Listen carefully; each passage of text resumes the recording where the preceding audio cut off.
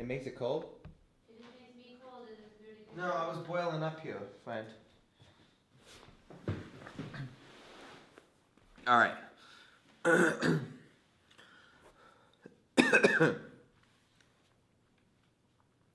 All right, so I've been wanting to make this video for a while just because I get a lot of questions that revolve around this theme or this topic. And that's, how does the game change as you start to move up in stakes? So as you progress from 1-2 to 2-5 to 5-10 to 25-50 to 50-100, as you move up, how does the quality, the dynamic, how does it change?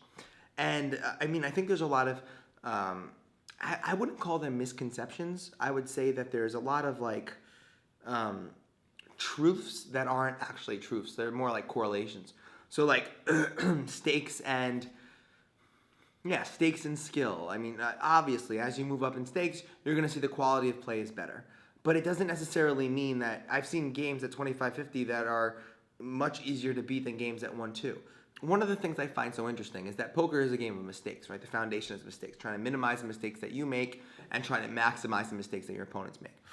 And if you make less mistakes than your opponents, blah, blah, blah, you make money. Like fundamental theorem of poker stuff. And one of the things that's really interesting is as you move up in stakes, the kind of mistakes that players make differ. So at 1-2, players are making much different mistakes than players are making at 25, 50, or 50, 100, we'll tend to see, right? So if you were to get a player that is really good at, let's say plays 1-2, solid foundation there, and that's like their comfort zone, and all of a sudden you give them $20,000, and you tell them, all right, go play 50, 100. And you sit them at a really dynamic or loose 50, 100 table. And, all of a sudden there's 3 betting and 4 betting and 5 betting that they wouldn't experience at lower stakes.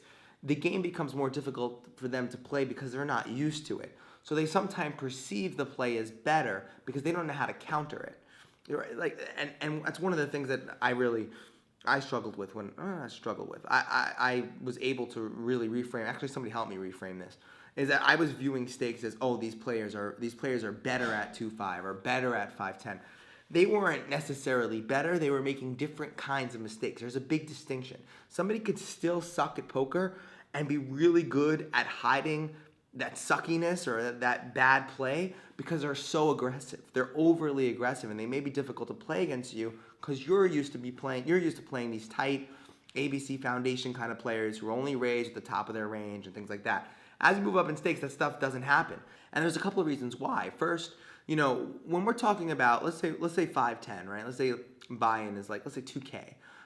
If somebody's going to sit down with 2K, in terms of the distributions of like wealth in our country and in America and across the world, sitting down willing to risk $2,000 and be okay with losing that person is coming from probably a different socioeconomic class than most of the people at 1-2.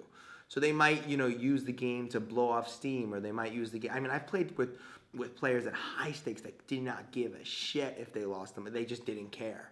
They truly didn't care. And I've seen people at 1-2 lose their stack and look like they're about to cry. I'd say most like big games, like 25-50 and above, or maybe like a really deep stack 10-10 and above, aren't going to be filled with like the rounders moments where the kid's sitting down with his entire bankroll.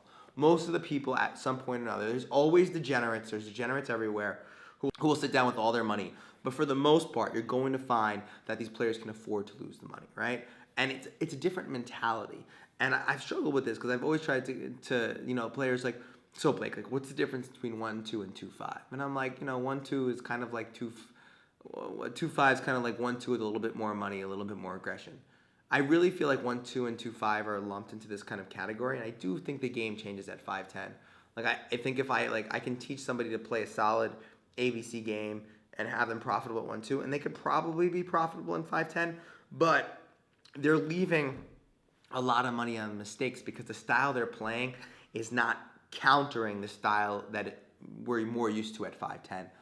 A more loose, aggressive style that basically is not necessarily tricky to play against, but it's tricky to play against when you have $3,000 to your name and you don't want to lose that $3,000 and you're not sure if this player has X, Y, and Z and A, B, C. I mean, it's definitely different there. And that's really the key thesis. Like, these games aren't necessarily better, right? It's just a different kind of mistake that you need to counter. And yes, you need to be sometimes a better poker player in order to see those mistakes. But there's also this false belief Like, I've talked to players who play 1-2 and have the money to play 5-10, but they're like, oh, I'm so afraid. Like, the only thing you should really technically be afraid of is, like, do you have the ability to counter the style of play that's going on at the table? So it's not really that the games are better. It's just adjusting to a different kind of mistake that a player is making or your opponents are making. Also, another thing about higher stakes games that I like is higher stakes games are usually filled with more interesting people. Like, I've had more interesting conversations. I've had more fun at higher stakes games than like 1-2. Like, 1-2 at a casino is sometimes some of the most boring. Like, just you try to talk to people, they're just kind of like 25-50 or even 10-10 or 10-20. Like, higher stakes games, it tends to be filled with a lot of different characters, people that own businesses. Just it's more interesting people. I'll be 100% honest with you there. And I've had also another cool thing about higher stakes. As you move up in stakes, the casinos usually treat the games or the higher stakes games, there's more privilege. So if you're at a 1-2 game and you ask the floor, listen, can we switch and can we play PLO and NL rotation or something like that? They're gonna be like, who the hell are you? Like, shut up.